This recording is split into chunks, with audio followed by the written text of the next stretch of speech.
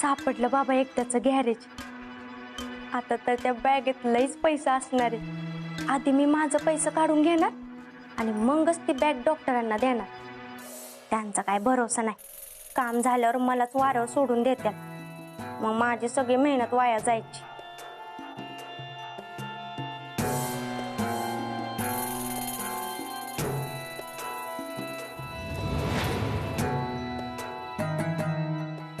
शपथ, त्या गाडीचा नंबर काय सांगितला होता डॉक्टरांनी?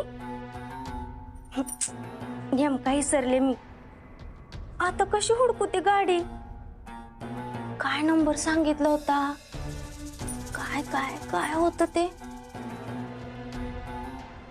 हा, MH021313.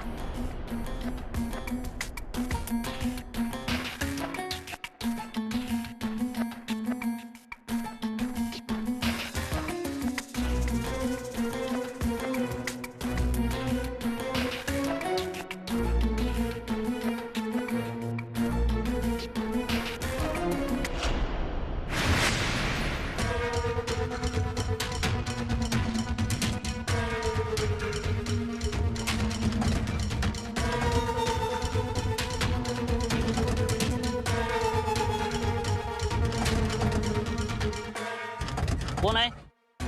कोण आहे तिकडे?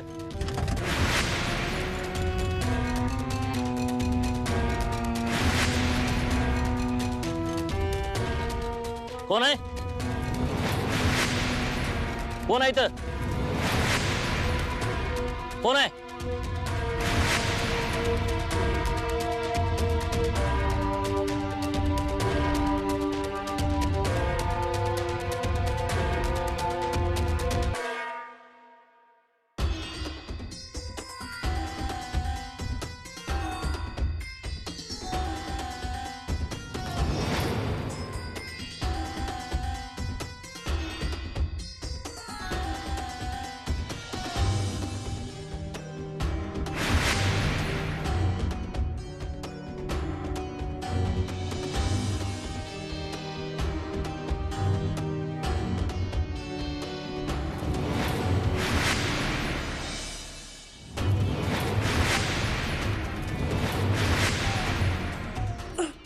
ही डिक्की पण खुलना झाली. काय होतंय ही? मी आता स्वप्नात पण विचार केला नव्हता मला असं काम करावं लागेल म्हणून.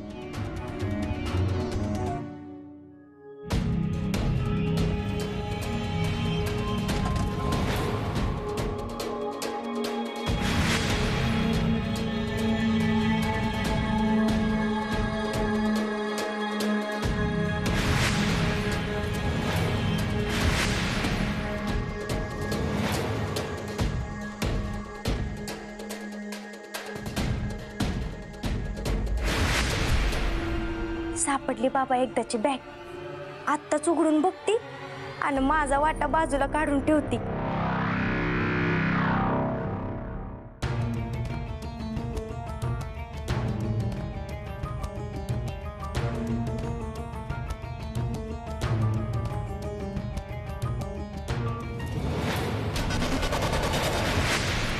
अयो, ही काय? डॉक्टर अजित कुमार देव. डॉक्टर अजित कुमार देव तर खोटं आहेत ना? तर मग ही कागदपत्र कशी काय आली?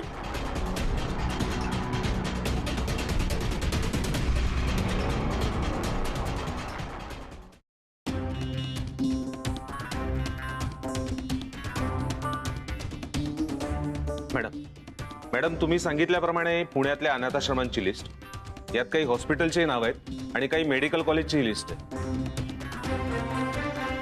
गुड. आता मी सांगेल तसंच करायचंय.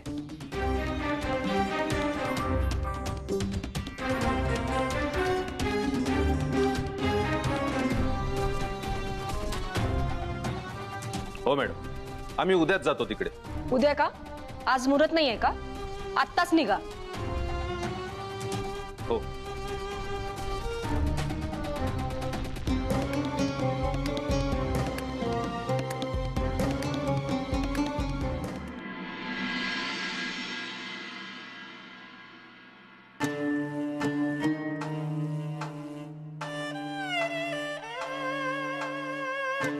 झालं. नीट लपवली ना ती बॅग? वय कुठे लपवली आहेस? तिथंच जिथं रेशमा आणि संजूची बॉडी आहे. मूर्खच का डिंपल तू? तुला काय अक्कल आहे का? अक्कल आहे ना म्हणूनच सांगणार नाही. आणि त्याचं कारण तुम्हाला चांगलंच माहित आहे. कारण मला माझा हिस्सा पाहिजे. आणि काय असं काय त्या बॅग मध्ये? ते तुला कधीच कळणार नाही. वय ती बॅग माझ्याकडे आहे आणि ती मी उघडून पण बघू शकते. आणि असं पण त्या बॅगेत काय आहे ना ते मला माहित आहे. त्यामुळं गप गुमानं सांगा हे प्रकरण काय आहे. मूर्खच का तू डिंपल? तुला बॅग उघडून बघायला कोणी सांगितलं होतं? ते तुला खूप महागात पडेल ना. वय मग डिंपलला पण शिंपल समजू नका. ती बॅग आणि त्यातलं कागदपत्र तुम्हाला हवं असतील ना तर गप गुमानं सांगा अजित कुमार देव कोण आहे. नाहीतर ती बॅग पण विसरून जा. नाही सांगणार. मूर्खासारखा वागणं सोडून दे. वय मग ती बॅग पण मी तुम्हाला देणार नाही. त्यामुळं गप गुमानं सांगा डॉक्टर अजित कुमार देव कोण आहे ती. ठीक आहे, तुला ऐकायचंच आहे ना डॉक्टर अजित कुमार देव कोण आहे? डॉक्टर अजित कुमार देव माझा सख्खा भाऊ आहे.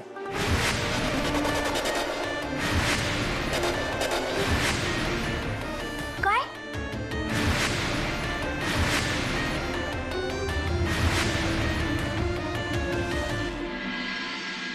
आत्या मी अशी उडी मारू का ग? हा मार, तुला मारायची तशी मार. थांब आता बघ. कशे अव जाऊन बघून तरी या डिंपल कुठं राहिली? किती उशीर झालाय. घ्या, मी म्हणत होते पुरीला पाठवू नका, पुरीला पाठवू नका, पण नाही. माझ्या मिलीचं कोण ऐकतय? गेली ना आता पोरगी पळून. अगं आहे निदान तू तरी ऐकायचं होतं माझं. आता कुणाची बदनामी झाली? आपलीच ना. अगं लोक तोंडात शान घालत्याला तापल्या. ए मला नका घेऊ तुमच्यात, माझा काय संबंध नाही. ती पोरगी आणि तिचा आई बाप बघत्याल, नाहीतर माझं लय ऐकून धन लावतात का नाही ती मला सांगतेस. अगं आहे तिला काय टांबून ठेवायची का आता घरात? नाही, पायात भिंगरी बांधून फिरू देत की गावात वळ सोडल्या ग. अहो आत्या काय बी काय बोलताय? आमची पोरगी आम्हाला जड नाही झाली. एक एक तसं माग लागले तिच्या लग्नापासून आमच्या माग काय माहित. अहो ती कॉलेजलाच गेली ना का डॉक्टरांचं टेन्शन घेऊन पळून गेली. नाही माझं चुकलं. मी ऐकायला नको पाहिजे होतं तिचं. आता असून काय झालं तर काय करायचं? हेच मी सांगत होते, पण माझं फक्त तुम्हाला तोंड दिसतं, पण मी चांगल्यासाठी सांगत असते. मम्मी आता समजा दीदी पळून गेली, मग आता तुम्ही लगीन कोणाचं करणार? आता का नाही माझं लगीन करून टाका. हा आणि मला का नाही फक्त एक मोबाईल द्या. मी का नाही लगेच लगीन करतो. हा फक्त का नाही एवढा मोठा मोबाईल द्या. काय म्हणला? हा आम्हाला पोरीचं टेन्शन आलंय आणि तुला मोबाईलचं पडलंय. मग काय चाललंय? कुठे काढतेस तू? काय करू मग? इथं पोरगी घरी आली नाही म्हणून माझं डोकं चालत झालंय. काय कळणं झालंय मला. नाही ही घरी आलीच नाही तर केवढ्याला पडेल आपल्याला.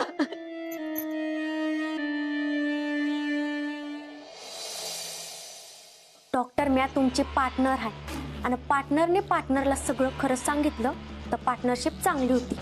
त्यामुळं माझ्याशी खोटं बोलू नका. डिंपल, मी तुला सगळं खरं खरं सांगितलंय. वय डॉक्टर अजित कुमार देव ह्यो तुमचा सक्का भाऊ आहे. कशावरून? म्हणजे तुम्ही देवी सिंग, तो डॉक्टर अजित कुमार देव. तुम्ही काय मला पिक्चरची स्टोरी सांगताय का? त्यामुळे माझ्याशी गप गुमानं खरं बोला. आणि असं पण तुम्हाला खरं बोलण्याशिवाय दुसरा पर्याय नाहीये. मी तुला सगळं खरं काय तेच सांगितलंय. तुझा माझ्यावर विश्वास नसेल तर तू इथून जाऊ शकतेस. नाही हाय मला विश्वास. सांगा. सांगतो. मी, आई, बाप, माझा जुळा भाऊ असं आमचं चौघांचं कुटुंब होतं. बाप फाटका होता माझा. एक पैसा नव्हता त्याच्याकडे. रस्त्याच्या कडेला दगड फोडायचं काम करायचं. आणि त्यातून जे पैसे मिळतील त्यावर आम्ही जगायचं. आई मला भूक लागली आहे. ज्योती आता नाही मिळणार, जेवणाची सुट्टी झाली की देतो. आता मुकादम रागवतील. जा देवी संग खेळ जा जा.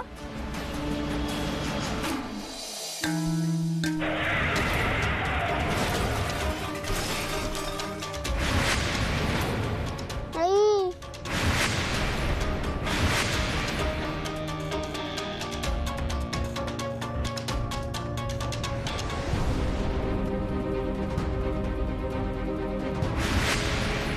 आई उठ के.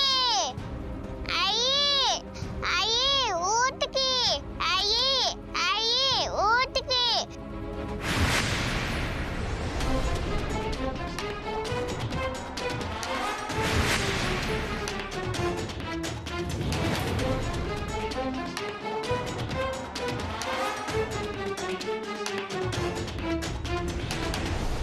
आई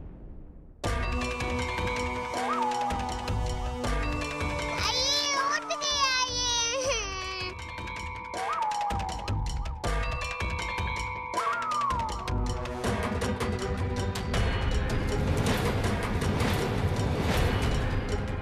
आई आई उठ के.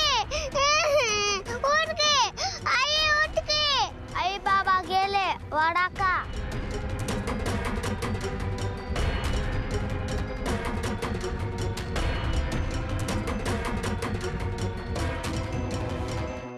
आई बाप गेले, मग आम्हाला खायला कोण घालणार? आम्ही रस्त्यावर आलो. भीक मागणं माझ्या रक्तात नव्हतं, पण पोटाची भूक शांतही बसू देत नव्हती. डिंपल या वयात चांगलं काय वाईट काय काहीच कळत नव्हतं. मी माझ्या भावाला भीक मागायला लावली, त्यालाही कोणी भीक देणार. मग मी हिसकवायला सुरुवात केली, चोऱ्या मारा करायला सुरुवात केली.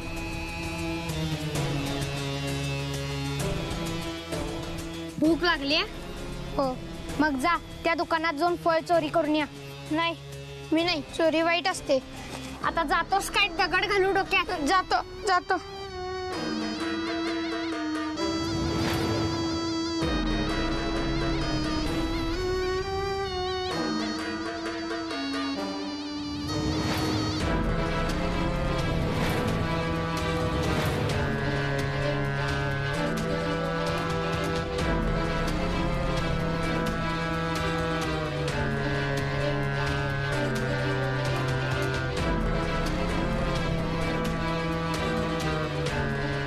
काय झालं, दमलास काय? काय बघतोस, यातलं तुला काही मिळणार नाही. तुला हिसकवायला जमत नाही ना, मग मर उपाशीच.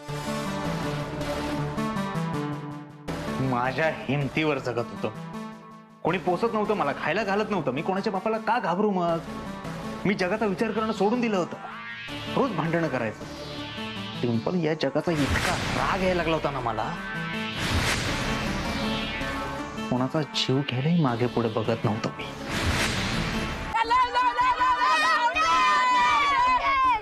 मी आउट नाही. जोपर्यंत माझं मन भरत नाही तोपर्यंत मीच बॅटिंग करणार. बॉलिंग कर. तू काय क्षणाला म्हणाला का? बॅट ठेव. कॉलर सोड. सोडणार नाही.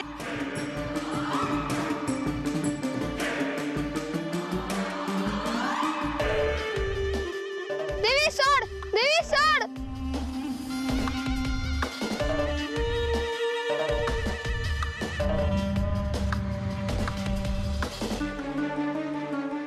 अरे पोरांनो, काय करताय? भांडण काय करू, खेळा का?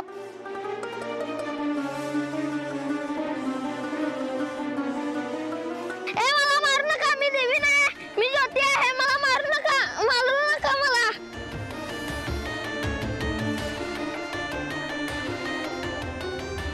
थांबा थांबा थांबा, कोणीतरी झोपलंय तिकडं.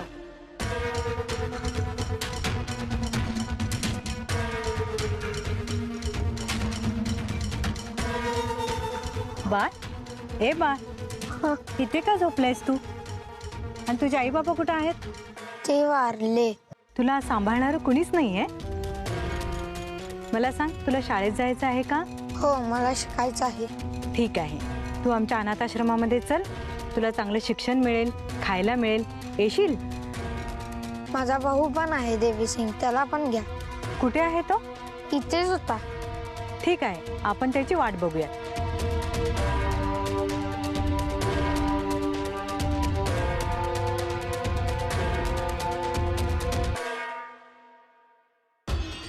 बाळा, फार वेळ झाला, तुझा भाऊ अजून आला नाही. इथेच तर होता, येईल. मला नाही जायचं कुठं, आपण आपल्या मर्जीने जगणार. बाळ, खूप वाट बघितली आपण. आपण एक काम करूयात, आज तू आमच्या सोबत चल, उद्या परत येऊ आपण तुझ्या भावाला न्यायला. बेकारडा ज्योती, त्याला मी सांगितलं होतं आश्रमात जाऊ नको, पण त्याने ऐकलं नाही माझं. मला नव्हतं पाहिजे ते जेलसारखं आयुष्य.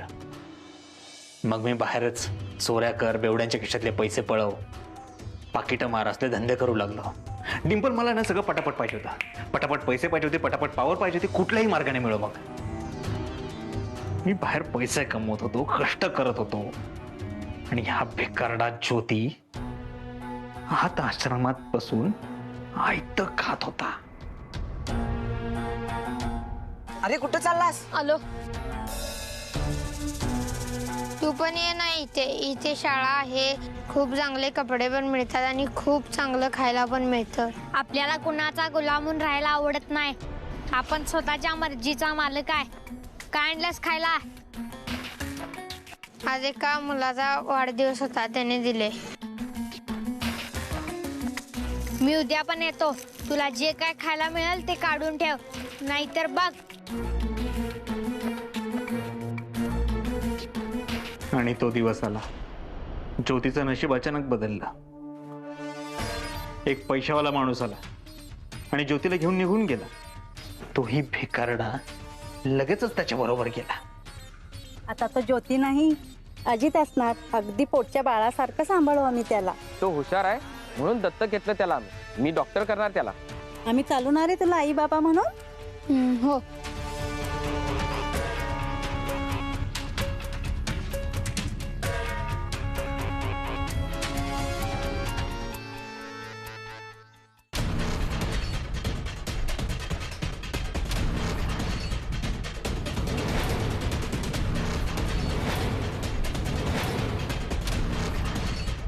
काही वर्षांनी शिकून तो मोठा झाला, खूप मोठा. मुंबईमध्ये खूप मोठं हॉस्पिटल टाकलं त्याने.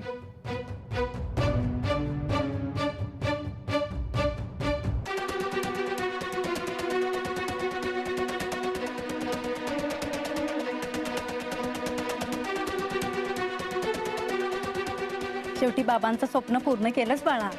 हो हो, पुरे आता चल अजित, उद्घाटन करून घे. चल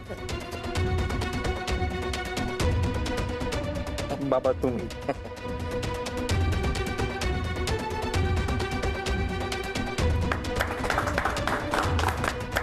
तो शिकून मोठा झाला. मी रस्त्यावरच राहिलो. पण माझाही एक रूल होता. जी गोष्ट मागून मिळत नाही ना डिंपल, ती हिसकावून घ्यायची. आणि मी केलं सुद्धा तेच. 300 झाले. असं कसं? डॉक्टर तर फी देऊ नका म्हणालेत. नाही, फी नाहीच आहे. डॉक्टरांनी बाहेरीतल्या गोळ्या लिहून दिल्यात ना, त्याचे पैसे.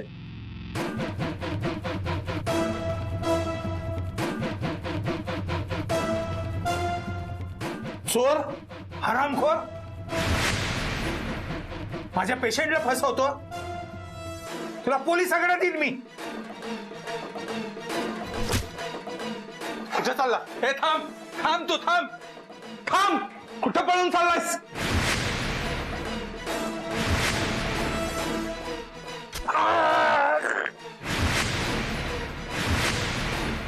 माझ्या कॉलरला हात लावलेला मला अजिबात आवडत नाही. तुला खडी फोडायला पाठवीन मी. हे खडी फोडतच मोठा झालोय कातळवाडी. तू काय मला त्याची धमकी देतो रे? आणि बघी टाकले, तुझे सगळे पैसे घेऊन गायब होते. डॉक्टर, अहो कसली डेंजर स्टोरी आहे तुमची. म्हणजे तुम्हाला सक्का जुळा भाऊ पण आहे वय?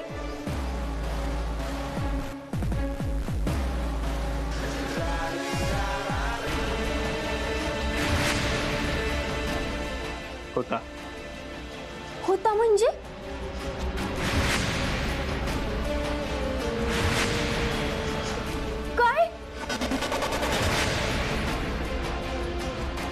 हे चला वेळ संपली आता.